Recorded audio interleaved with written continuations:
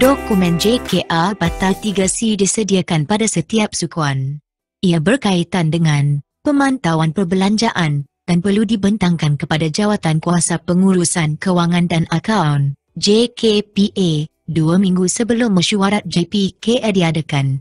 Manakala dokumen JKR Batal 3D dan JKR Batal 3E pula disediakan sekali setahun. Ianya akan digunakan semasa mesyuarat JK4 fasiliti di peringkat kementerian atau jabatan.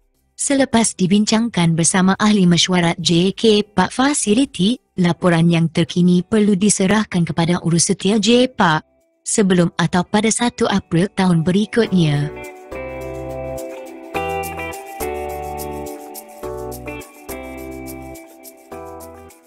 Inilah format JKR Batal 3C. Terdapat 10 maklumat yang perlu diisi. Seperti format-format sebelum ini, format JKR Batal 3C juga memerlukan maklumat yang sama. Antaranya ialah nama kementerian, nama premis, jumlah premis dan juga kategori aset. Namun, ia agak terperinci berbanding JKR Batal 3A dan JKR Batal 3B kerana ia diperlukan untuk melapor status aktiviti dan perbelanjaan. Kos perolehan aset merupakan jumlah kos asal ketika pewujudan aset, termasuklah kos perolehan tanda sekiranya berkenaan dan kos pembinaan sesuatu premis. Bagi kos operasi aset pula, ianya melibatkan kos dalam menguruskan aset tak alih seperti operasi dan penyelenggaraan yang melibatkan kos pengurusan, kos utility, kos buruh, kos alat ganti, dan lain-lain. Ianya juga termasuk kos bagi aktiviti penerimaan dan pendaftaran, penilaian, pemulihan, pemeliharaan, ubah suai, naik taraf dan pelupusan aset. Bagi nilaian aset pula, merujuk kepada harga keseluruhan sesuatu aset mengikut pasaran semasa. Bagi maklumat untuk pelupusan aset, data boleh diambil daripada borang JKR Batal F10/6, iaitu laporan pelupusan aset. Manakala, maklumat untuk kehilangan dan hapus kira aset diperoleh daripada borang JKR Batal F11/5, iaitu laporan kehilangan dan hapus kira aset. Akhir sekali, dokumen ini perlu ditandatangani oleh penyedia dan pengesah. JKR Batal 3D atau laporan status penilaian dan penarafan aset tak alih ialah satu laporan yang disediakan kepada PTF Kementerian bagi memaklumkan mengenai keadaan sesuatu aset. Di dalam laporan ini, status setiap aset sama ada baik atau sebaliknya boleh diketahui dengan melihat tahap prestasi yang diperolehi. PTF Kementerian dan pemilik aset boleh menggunakan laporan ini untuk membuat keputusan mengenai peruntukan dan penetapan dasar yang berkaitan. Laporan ini perlu digunakan untuk menetapkan keutamaan kepada peruntukan yang diberi kepada premis, daerah atau negeri untuk tahun berikutnya. DIPA menetapkan supaya semua aset perlu berada di tahap 3, iaitu baik.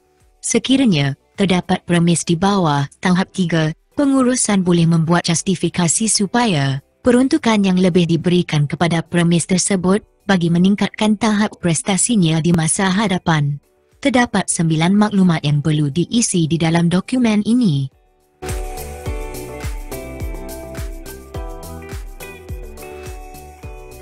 Pertama sekali, sediakan maklumat aset seperti mana berikut iaitu nama kementerian, nama premis, nombor TPA, kategori dan saiz premis aset. Maklumat seterusnya yang diperlukan adalah kos perolehan aset dan nilaian aset. Maklumat ini boleh merujuk kepada borang JKR Batal 3C. Bagi item 7 dan 8, ianya melibatkan maklumat berkenaan jenis dan tahap penilaian aset. Ini melibatkan pengukuran terhadap status penyelenggaraannya, fizikal, dan prestasi keseluruhan aset. Pengukuran tahap penyelenggaraan ini akan memberikan maklumat berkenaan sebagaimana penyelenggaraan telah dilaksanakan di premis oleh kontraktor atau pasukan yang dipilih. Apabila penyelenggaraan dibuat dengan baik, bukan sahaja premis tersebut mendapat pujian dari pelanggan, tetapi kos penyelenggaraan pembaikan juga akan berkurangan. Apabila premis sentiasa disenggara dengan baik, keadaan fizikal struktur, sistem dan komponen aset akan berfungsi dengan baik. Hasil pengukuran dinyatakan di dalam item 8. Yang terakhir adalah nama, tanda tangan dan cop rasmi pegawai penyedia dan pengesah dokumen.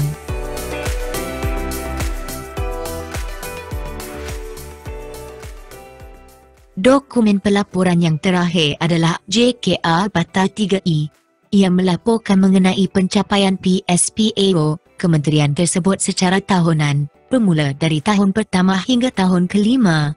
Laporan ini akan dibentangkan setiap tahun bagi memantau pencapaian keseluruhan hasil usaha pengurusan aset tak alih kepada pemilik aset. Terdapat 5 item yang perlu diisi.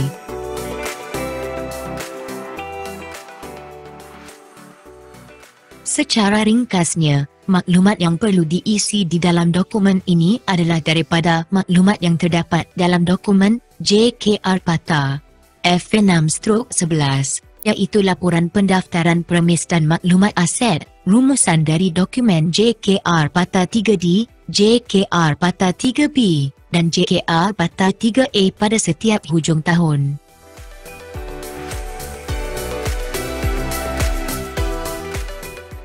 Bagi Persija PKO 06A atau pelaksanaan PSPAO, output yang dihasilkan adalah pelaporan JKR Bata 3A, 3B, 3C, 3D, dan 3E.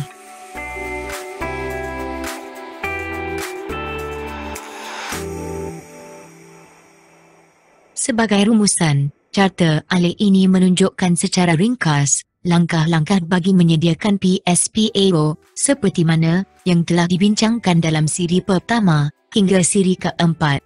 Adalah menjadi tugas dan tanggungjawab setiap PTF jabatan untuk menyediakan PSPAO yang realistik supaya pengurusan aset tak alih jabatan mencapai objektif yang ditetapkan.